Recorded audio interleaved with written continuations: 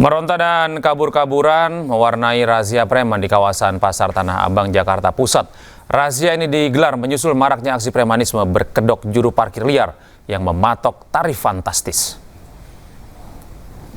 Hei, pada ngapain? Abang.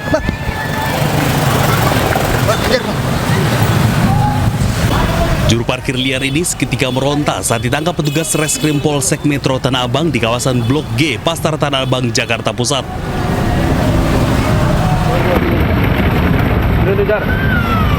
Melihat tindakan petugas, sejumlah jukir liar lainnya langsung melarikan diri dan berusaha menyamar sebagai pengunjung.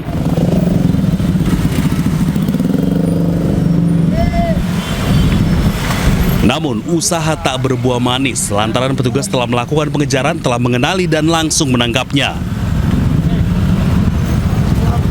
Di sekitar pasar Blok A dan B, petugas kembali mengamankan 2 orang pelaku. Razia digelar menyusul maraknya aksi premanisme berkedok juru parkir liar yang biasa mematok tarif parkir fantastis kepada para pengunjung Pasar Tanah Abang jelang bulan suci Ramadan. Menjelang Ramadan ini banyak sekali keluhan masyarakat terkait banyaknya pematokan tarif biaya parkir seiring membludaknya pengunjung-pengunjung di area sekitaran Pasar Tanah Abang.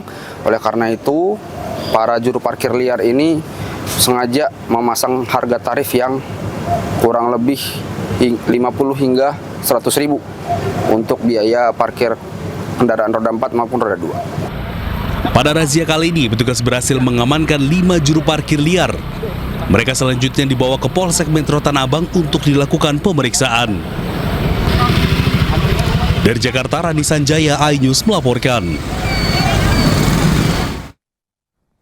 Bareskrim Polri mengungkap sejumlah narkoba yang ditemukan di dalam koper milik mantan Kapolres Bima Kota AKBP Didik Putra Kuncoro untuk dikonsumsi. Dari hasil pemeriksaan tes rambut, AKBP Didik positif mengkonsumsi narkoba.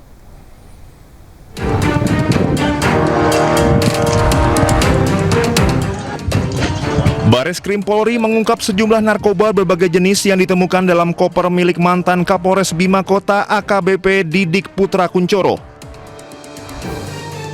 Koper berisi narkoba tersebut dititip di rumah Poluan Aibda Dianita Agustina yang merupakan bekas anak buah AKBP Didik sewaktu berdinas di Polda Metro Jaya. Kasubdit 3 ditipit narkoba Bareskrim Polri, Kombes Pol Zulkarnain Harhab mengatakan, berdasarkan keterangan tersangka, narkoba yang didapat AKBP Didik untuk dikonsumsi. Dari hasil pemeriksaan tes rambut, AKBP Didik positif mengonsumsi narkoba. Bareskrim Polri belum menemukan indikasi narkoba tersebut hendak dijual kembali oleh AKBP Didik. Nama AKBP Didik Putra Kuncoro mencuat ke publik setelah muncul dugaan keterlibatannya dalam kasus narkoba yang menyeret Kasat Reserse Narkoba Polres Bima Kota AKP Malaungi. AKBP Didik diduga menerima aliran dana sebesar 1 miliar rupiah dari seorang bandar narkoba yang menjadi pemasok sabu pada AKP Malaungi. Tim Liputan iNews melaporkan. Setelah jadi tersangka, mantan Kapolres Bima AKBP Didik Putra Kuncoro dijerat pasal berlapis dan terancam hukuman seumur hidup. Selain ancaman pidana, AKBP Didik juga terancam dipecat tidak dengan hormat dari Polri. Khusus terhadap AKBP DPK telah ditetapkan sebagai tersangka dan dikenakan pasal 609 ayat 2 huruf A Undang-Undang Nomor 1 Tahun 2023 tentang KUHP, junto Undang-Undang Nomor 1 Tahun 2026 tentang penyelesaian pidana, dan pasal 62 Undang-Undang Nomor 5 Tahun 1997 tentang psikotropika. Adapun ancaman pidana penjara seumur hidup atau pidana penjara paling lama 20 tahun dan atau pidana denda paling banyak kategori 6 senilai maksimal 2 miliar rupiah. Dan pidana penjara paling lama 5 tahun dan atau pidana denda paling banyak kategori 4 sebesar 200 juta rupiah. Polisi terus memburu pelaku penembakan suami anggota DPRD yang terjadi di rumahnya di Kabupaten Pekalongan, Jawa Tengah. Saat ini, polisi memeriksa 9 saksi dan menganalisa rekaman CCTV.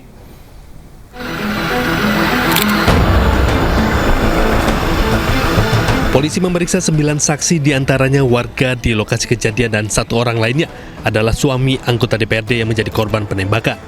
Para saksi diperiksa di unit 2 Satreskrim Polres Pekalongan. Pemeriksaan saksi ini bertujuan untuk mencari titik terang siapa pelaku penembakan. Selain 9 saksi, polisi juga memeriksa kamera pengawas atau CCTV di lokasi sampai dengan semua jalur jalan yang dilewati. Hingga saat ini, tim penyidik dari Polres Pekalongan dan juga Polda Jawa Tengah sudah melakukan pemeriksaan secara maraton terhadap 9 orang saksi yang ada di TKP, dan kemudian juga kami sudah melakukan pengambilan rekaman CCTV untuk dilakukan analisa sehingga bisa mengumpulkan bukti-bukti pendukung dan juga untuk menentukan ciri-ciri pelaku yang lebih jelas. Sebelumnya korban tengah duduk santai di teras rumah bersama 2 rekannya. Tiba-tiba seorang pelaku datang menggunakan motor dan melepaskan tembakan. Dari Pekalongan, Jawa Tengah, Suryono Soekarno, iNews melaporkan. Isak tangis mewarnai pemakaman Pak Sutri dan anaknya yang menjadi korban kecelakaan maut di Karawang, Jawa Barat.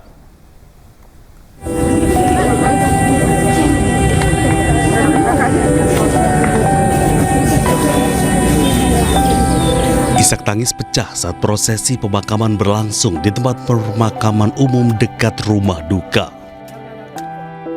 Syifa, anak perempuan yang selamat, tampak terpukul dan terus menangis menyaksikan pemakaman kedua orang tuanya serta sang adik. Syifa selamat dari kecelakaan maut dan hanya menderita luka ringan, namun masih mengalami trauma psikologis. Menyampaikan ke Bu RT bahwa terjadi kecelakaan di area di kolong jembatan Jalan Baru. Jadinya itu langsung saya ke sana melakukan evakuasi. Akhirnya alhamdulillah sekitar jam 12-an udah terevakuasi semuanya. Ya sayangnya ada korban itu Pak Isdik, Bu Isdik, dan sebelumnya satu keluarga yang terdiri dari ayah, ibu, dan seorang anak menjadi korban kecelakaan maut pada Minggu malam. Mobil yang mereka tumpangi tertimpa peti kemas truk kontainer bermuatan minyak sayur kemasan seberat 32 ton. Dari Karawang, Jawa Barat, Rudi Setiawan, iNews melaporkan. Pemirsa, kebakaran melanda 6 kamar kontrakan di permukiman padat penduduk di Jalan Kampung Guji Baru, Kebonjeruk, Jakarta Barat. Belum diketahui penyebab kebakaran karena pemilik rumah kontrakan pergi keluar kota jelang puasa Ramadan.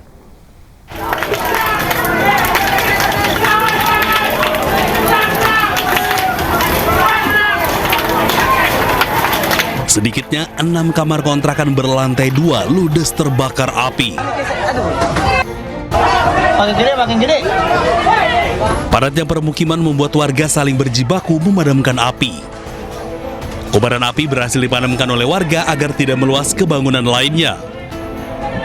Pemilik rumah kontrakan yang terbakar diketahui sedang di luar kota untuk melaksanakan ziarah kubur jelang puasa Ramadan. Yang terbakar itu ada 4 kamar, yang di bawah itu ada 2 kamar.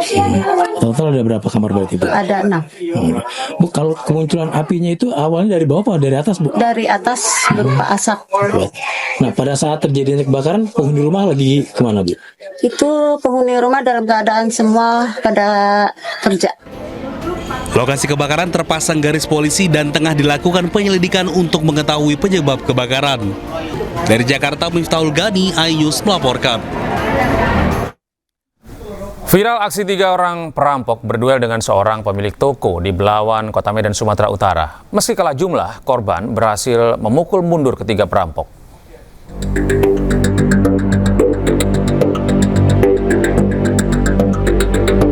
Aksi 3 orang perampok membawa parang dan menganiaya seorang pemilik toko grosir yang menjual makanan ringan di Jalan Bunga Pasar Kapuas, Kelurahan Belawan 2, Kecamatan Medan Belawan, Kota Medan, Sumatera Utara terekam CCTV. Layaknya di film laga, korban berduel dengan ketiga pelaku. Meski kalah jumlah, korban berhasil melawan dan keluar dari cengkraman para pelaku. Bahkan salah satu pelaku tersungkur di depan toko milik korban. Korban saat itu baru pulang membeli makanan. Saat hendak membuka pintu toko, ketiga pelaku datang dan menyerang. Beruntung ada warga yang melihat dan membantu korban. Meski berhasil melawan dan tak ada barang yang berhasil dicuri, namun korban mengalami 15 jahitan di kepala dan tangan akibat hantaman parang milik pelaku. Belum tahu apa motif kejadian tersebut, tapi kalau dilihat dari CCTV ya sepertinya mau merampok lah kan, tapi gagal karena memang warga saya tadi melakukan perlawanan. Kasus perampokan gagal yang berujung pada penganiayaan ini telah dilaporkan ke Polres Pelabuhan Belawan. Warga dan pedagang di Pasar Kapuas Belawan hingga kini merasa khawatir dan takut, bahkan korban terus membawa pisau untuk berjaga-jaga dan berharap para pelaku segera ditangkap. Dari Medan, Sumatera Utara, Yuda Bahar, iNews melaporkan. Penyidik Satreskrim Polres Cimahi, Jawa Barat mengungkap fakta baru kasus pembunuhan pelajar kelas 7 SMPN Negeri 26 Kota Bandung. Pelaku utama diduga menyukai korban dan kemudian pelaku sakit hati, kemudian menghabisi korban saat korban menjauh dan memutus pertemanan.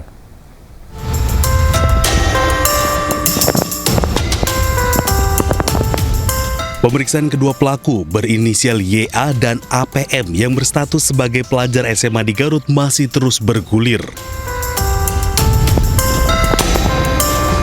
Penyidik terus menggali motif kematian tidak wajar pelajar 14 tahun tersebut yang jasadnya ditemukan di bekas lahan objek wisata Kampung Gajah Cihideng, Kabupaten Bandung Barat 13 Februari lalu. Satreskrim Polres Cimahi telah memeriksa 13 saksi. Dari pemeriksaan tersebut, pelaku mengaku hubungannya dengan korban lebih dari sekedar teman. Korban yang menyadari hal tersebut memilih untuk menjauhi pelaku. Hubungan antara korban dengan pelaku itu adalah hubungan pertemanan, yang mana hubungan pertemanan tersebut mungkin si pelaku merasa bahwa hubungan pertemanan itu berlebih, sehingga pelaku hubungan pertemanan berlebih terhadap si korban. Sehingga dengan adanya hal seperti itu, ya keluarga korban itu merasa khawatir dan akhirnya mencoba untuk memindahkan sekolah korban menuju ke Bandung. Korban yang sudah mulai menyadari hal tersebut, ya yang menjadi trigger seperti yang kami sampaikan sebelumnya, bahwasanya dia mencoba untuk menjauhi si pelaku dengan sampai akhirnya dia mencoba memberikan pernyataan sikap bahwa dia menghentikan pertemanannya. Kedua pelaku berhasil ditangkap di kampung halamannya di kawasan Banyuresmi, Kabupaten Garut setelah buron usai menghabisi korban. Dari Kabupaten Bandung Barat, Jawa Barat, Yuwono Wahyu, iNews melaporkan. Jakarta Light Festival meramaikan perayaan Tahun Baru Imlek 2026 di Ibu Kota. Kami hadirkan informasi lengkapnya usai jeda.